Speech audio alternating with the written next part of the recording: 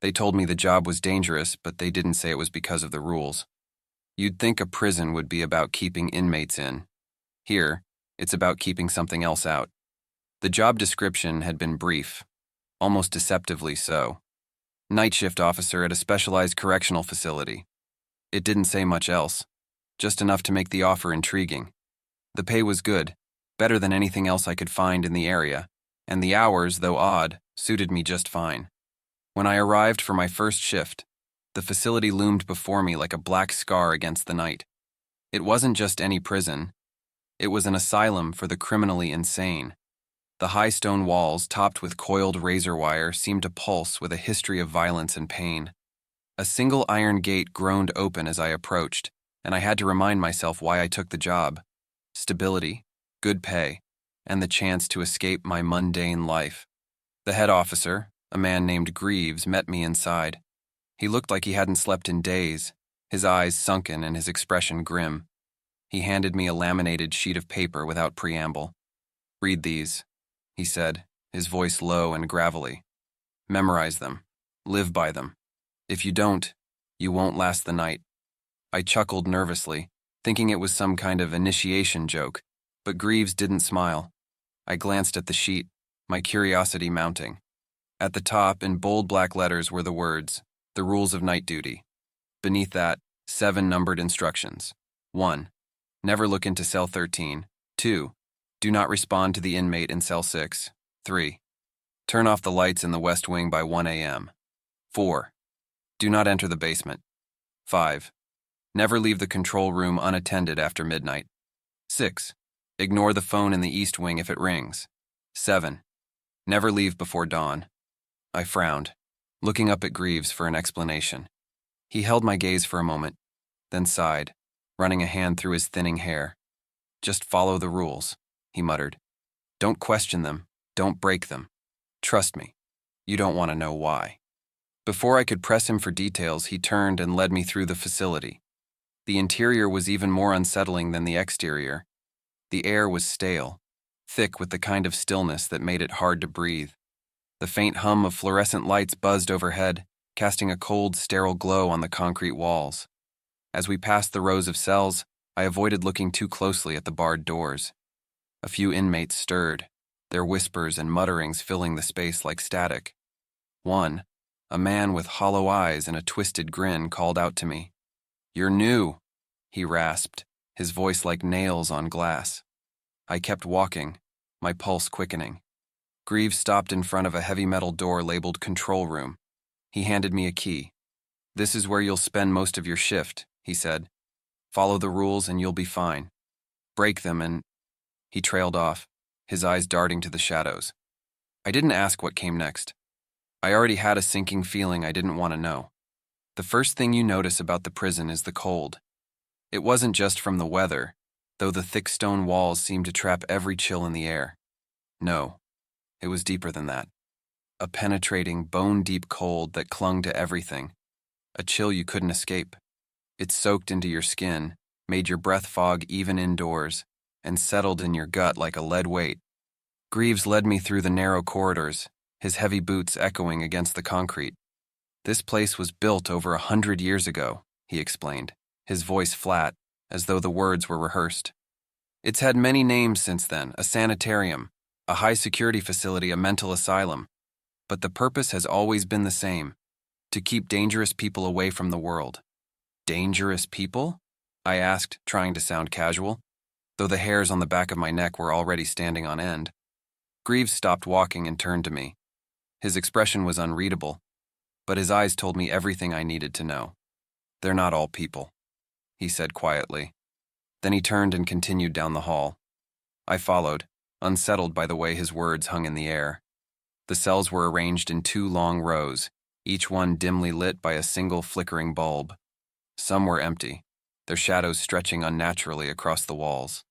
Others held inmates who sat silently in the corners, their faces hidden in the gloom.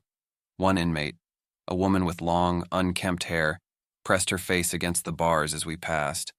Her eyes were wide, unblinking, and her lips moved soundlessly. I quickened my pace, but her gaze followed me, even after I turned the corner. We stopped in front of the west wing, its entrance marked by a heavy iron door. Greaves pointed at the clock mounted above it. "Lights in this wing go out at 1 a.m. sharp," he said, his tone leaving no room for argument. "It's not negotiable. If you forget, you'll regret it." I nodded, glancing through the small window in the door. The cells in the West Wing were darker, their occupants hidden in shadows that seemed alive. Something moved at the far end of the corridor.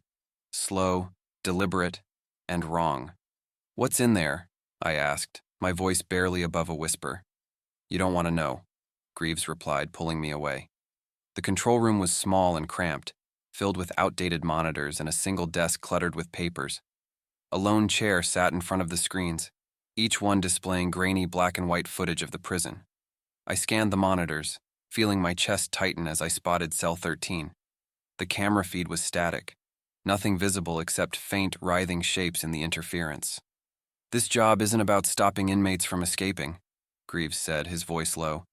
"It's about keeping things in. Follow the rules and maybe you'll survive the night."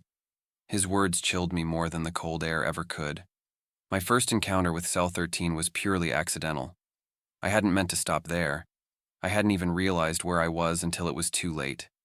It was a quiet night, or at least as quiet as a prison for the insane could get.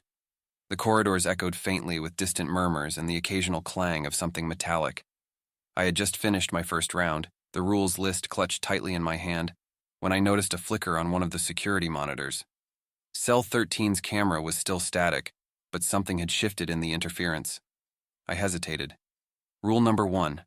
Never look into Cell 13. The wording stuck with me.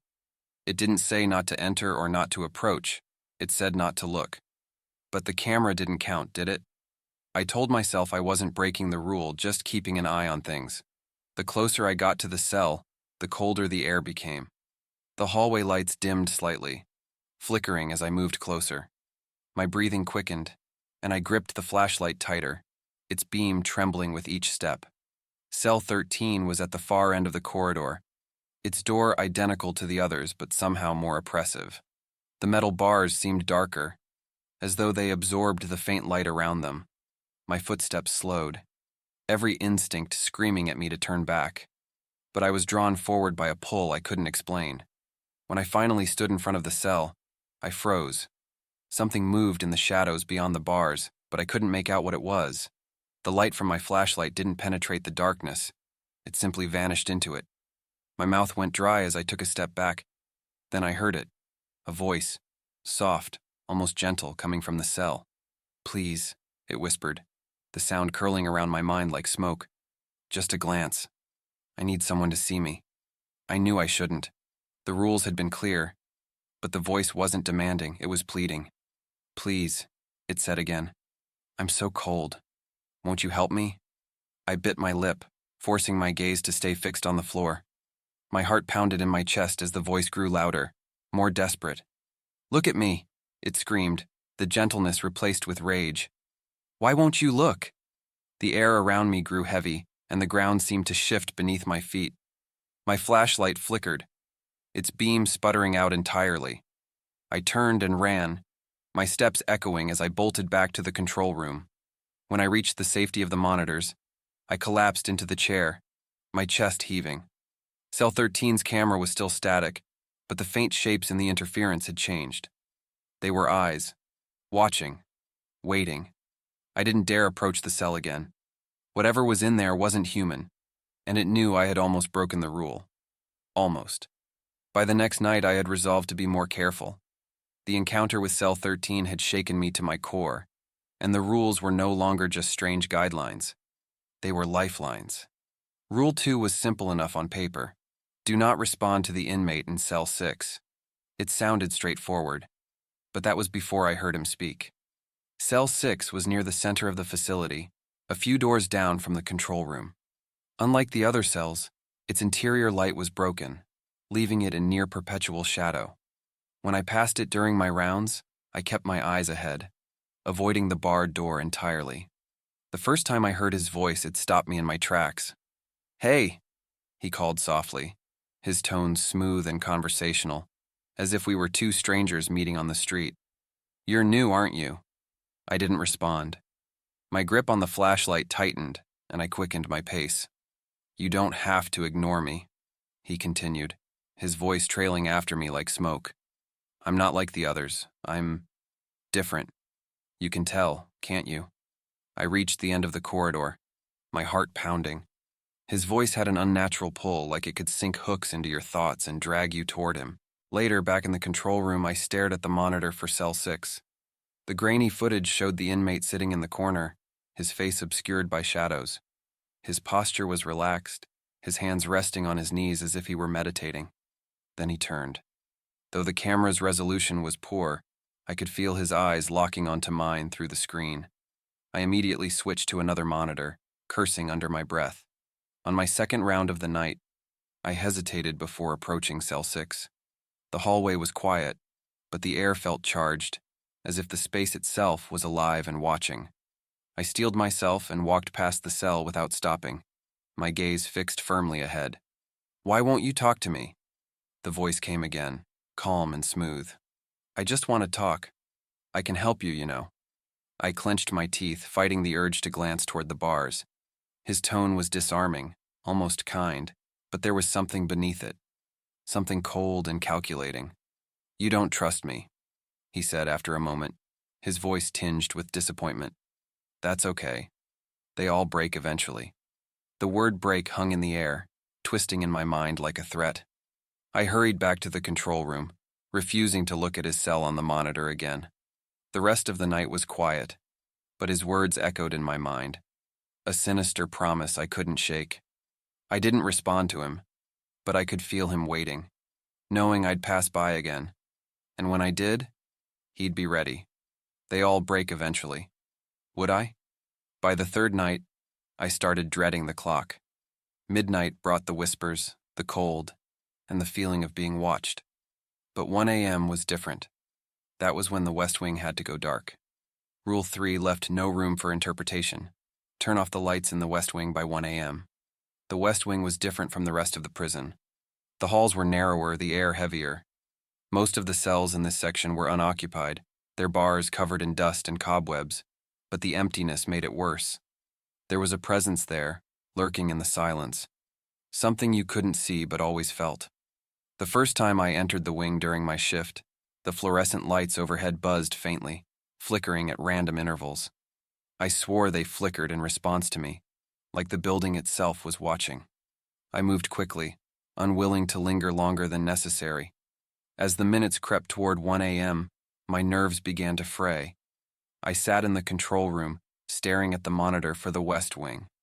The feed showed an empty hallway, the lights casting sharp shadows against the walls.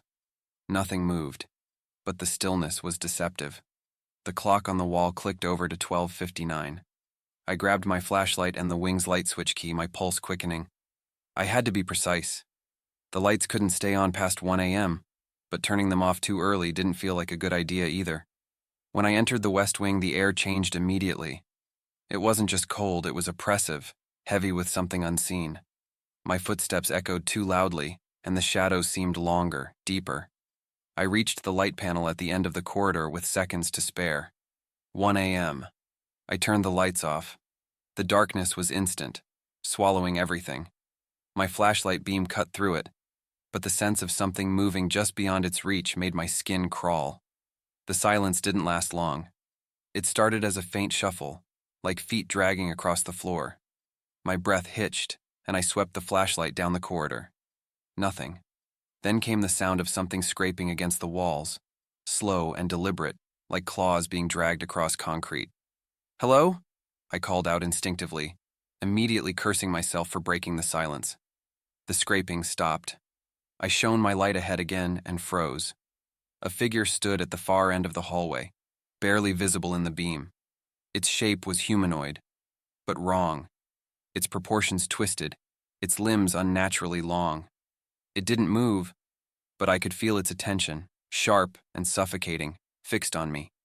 I backed away slowly, the beam shaking as I tried to keep the figure in my sight. My back hit the door and I fumbled to open it, never looking away.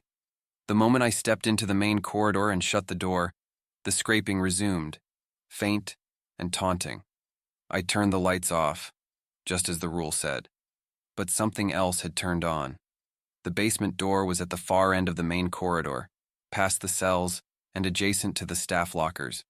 It was unremarkable at first glance, just a heavy steel door with a rusted handle. If not for the rules, I might have assumed it was just another storage room. But every time I passed it during my rounds, I felt a pull, subtle at first, but growing stronger with each step. By the fourth night, the pull had become impossible to ignore. The air near the door was colder, sharper, as though the temperature dropped a few degrees in its proximity. Sometimes, I thought I heard faint sounds coming from behind it, a low hum, almost like machinery, or perhaps something deeper, like the murmur of voices. Greaves had warned me about the basement during my first shift. "It's not for you," he'd said firmly, his tone leaving no room for questions. But his eyes betrayed something else. Fear. "Whatever you think you need down there, you don't." I should have listened. The sounds began that night at midnight. A rhythmic thudding, like footsteps, rose from beneath the floor. At first, I thought it might be an inmate causing trouble, but the pattern was too steady, too mechanical. I tried to focus on my duties, but the noise grew louder, demanding my attention. Against my better judgment, I found myself standing in front of the basement door, my flashlight beam quivering against the cold steel. The thudding stopped the moment I reached for the handle. Silence. My heart pounded as I backed away, but as soon as I turned to leave, the noises started again. Louder, more insistent. It wasn't just footsteps anymore. It was whispers. Faint, distorted, and impossible to decipher. But they carried an undeniable urgency. My hand shook as I pressed my ear to the door. The whispers grew clearer, layered and overlapping, like dozens of voices speaking at once. A single word emerged from the chaos, repeating in a hushed chant. "Open." I stumbled back, my breath hitching. Every instinct screamed at me to run, but my feet wouldn't move. The pull of the basement door was overwhelming, like a hand reaching from the darkness, wrapping icy fingers around my will. I don't know how long I stood there, paralyzed by the whispers, before I heard something else. A faint scratching sound came from the door, soft at first but growing louder with each second. It wasn't coming from below, it was on the other side. Then came the knock. 3 slow, deliberate knocks echoed through the corridor, louder than they should have been. The vibrations seemed to travel through my body, shaking me to my core. I ran. Back in the control room, I stared at the monitors, but none of them showed the basement. Whatever was down there wasn't meant to be seen, and I wasn't meant to survive if I saw it. By my 5th night, the control room felt less like a sanctuary and more like a cage. Its narrow walls and flickering monitors offered no comfort, only a constant reminder of the prison's strange and oppressive rules. Rule 5 was straightforward. Never leave the control room unattended after midnight. A part of me wanted to ask why, but by then I'd learned better than to question. Midnight arrived, and the prison seemed to exhale, its walls groaning as if they were alive. The whispers started again, faint and distant, like they were drifting through the vents. I sat stiffly in the chair, scanning the monitors. The empty hallways flickered in grainy black and white. Most of the cells were quiet, their occupants shrouded in shadow. Then, on the monitor for the east wing, something moved. It wasn't clear at first, just a dark blur passing quickly through the frame. I leaned closer, my eyes narrowing as I tried to make sense of it. It came again, slower this time. A figure, humanoid but wrong, its limbs too long and its movements unnaturally fluid. I grabbed the walkie-talkie on the desk, debating whether to call for Greaves, but something stopped me. The figure paused in the middle of the hallway, turning its head toward the camera. Its face, or what should have been its face, was a blur of shifting darkness, featureless and hollow. My breath caught as the figure turned and began moving again, this time heading toward the control room. The rational part of me screamed to lock the door, but my body refused to move. I stared at the monitor, transfixed. As the figure grew closer, each frame brought it nearer, its form distorting slightly with each step, as though it were slipping between realities. Then, just as it reached the door to the control room, the screen went black. I bolted upright, the chair scraping loudly against the floor. The lights in the control room flickered, and the temperature dropped sharply. The whispers grew louder, rising into a chorus of distorted voices, but the door remained firmly shut. Suddenly there was a noise behind me, a faint tapping, like nails drumming against glass. Slowly, I turned toward the observation window that overlooked the main hall. The figure stood on the other side, its head tilted unnaturally, its faceless visage pressed against the glass. It didn't move, but I felt its attention on me, a suffocating weight that made my chest tighten. The tapping grew louder, more frantic, as if it were trying to get in. I clutched the rules list like a lifeline, my mind racing. Never leave the control room unattended.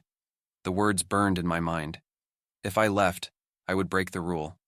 But if I stayed, the lights flickered again, and when they stabilized, the figure was gone. I didn't sleep for the rest of the night, and when dawn finally came, I stepped outside the control room for the first time in hours. The glass was cracked where its face had been.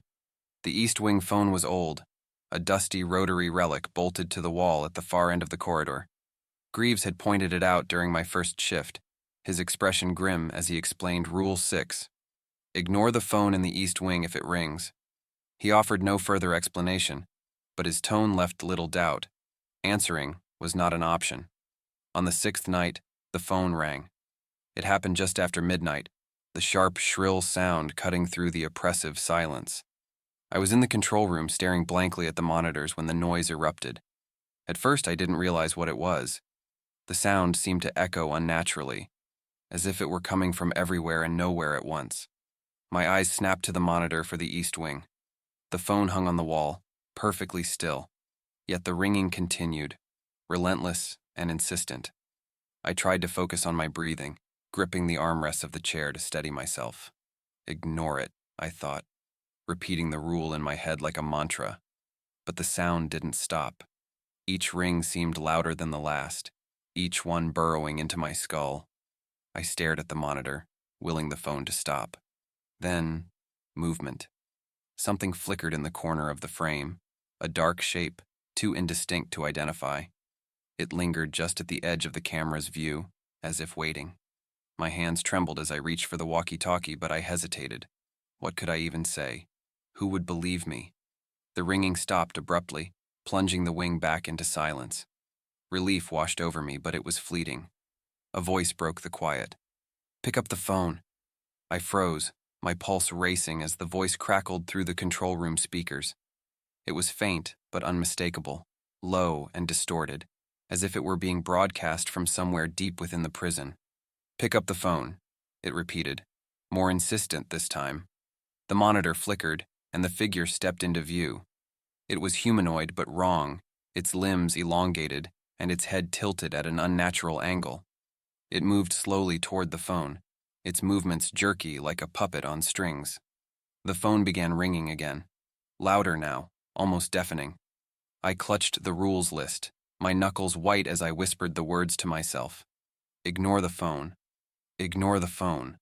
The figure stopped in front of the phone, its featureless head turning toward the camera. I couldn't see its face, but I felt its attention, sharp and suffocating. Then, it reached out. Its hand hovered over the receiver for a moment before it picked up the phone. The ringing stopped, replaced by a single piercing tone that reverberated through the control room. The figure held the phone to its ear, motionless. Then, it spoke. "You broke the rule," it said, though its voice wasn't coming from the speakers anymore. It was behind me. I didn't turn around. I couldn't. By my seventh night, I was hanging by a thread. Each rule had tested me, leaving me more frayed and fragile than the last. But the seventh rule, never leave before dawn, felt like a final trap. Its simplicity was unnerving. The words lingered in my mind like a warning I couldn't shake. The shift began as usual, though nothing about this place could be called normal. The whispers had become a constant companion, drifting through the air no matter where I went. The hallways seemed darker, the air heavier, as if the prison itself was alive and aware of my presence.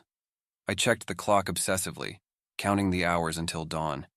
By 3 a.m., the oppressive weight of the place became unbearable. Every shadow seemed to stretch toward me, every sound amplified by the silence.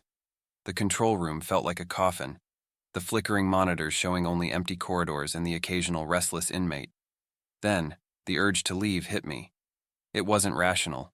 It was primal, a desperate need to escape.